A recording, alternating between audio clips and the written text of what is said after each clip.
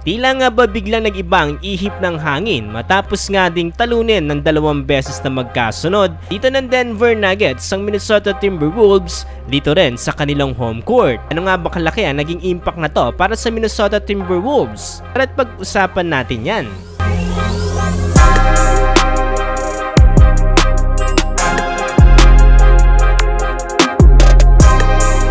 So finally, tapos na ang unang 4 na laban dito sa isa sa pinakamainit na tapatan dito sa Western Conference dito nga sa pagitan ng Denver Nuggets at Minnesota Timberwolves. Tapos ngang matalo dito ng Wolves ang 2 beses na magkasunod ng Nuggets dito sa kanilang home court ay inakala ng ibang NBA analyst na masisweep dito ng Wolves ang Denver Nuggets dito nga sa home court advantage ng Minnesota.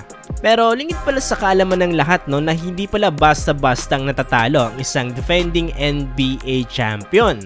Although dumating tayo dun sa point no na talaga nagpamalas ng napakagandang opensa at depensa ditong Wolves dito nga sa Game 1 at Game 2. Kailan para tumaas yung expectation dito ng madami na kayang-kaya nilang talunin dito ang Nuggets. Pero ngayong matapos ang Game 3 at Game 2 ay tila nga ba mapapaisip ka na kung kakayanin pa nga bang bumounce back dito ng Wolves lalo na't home court advantage na ulit dito ng Nuggets. Yung Game 3, although kumpleto ang Minnesota Timberwolves ay tila nga ba hindi nagkaroon ng magandang performance dito ang main scorer ng Minnesota na si Anthony Edwards kung saan nakapagtala lamang ng 19 points at -32 dito nga sa plus and minus. Tapos itong si Karl-Anthony Towns ay nakapagtala lang din ng 14 points at parehas din silang -32 sa plus and minus. Dahilan para magtagumpay dito ang tambalang Nikola Jokic at Jamal Murray at makuha nga nila ang Game 3 sa final score na 117-90. Yung tagumpay ang adjustment dito ng Denver Nuggets na kung saan inulit lang ulit dito nga sa Game 4. Although kahit buhatin na dito ni Anthony Edwards ang buong Minnesota Timberwolves na kung saan nakapagtala siya ng 44 points,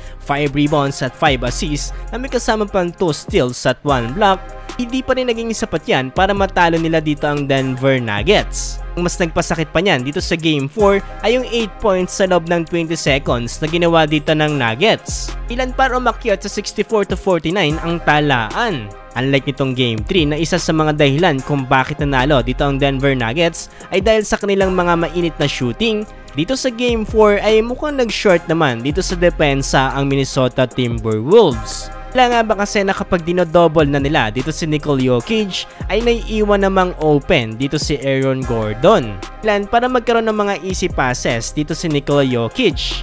Sa ngayon ay 5 teams pa lang dito sa NBA history ang nagawa ngang manalo dito sa best of 7 series matapos nilang matalo dito sa first 2 games nila sa home court. At dahil nga nagawang manalo ngayon dito ng Denver Nuggets ng 2 beses din na magkasunod sa home court ng Minnesota, ay kaabang-abang na ang mga susunod na games dito nga sa serye na ito. Gagawa nga ba dito ng Denver Nuggets na gumawa ng history?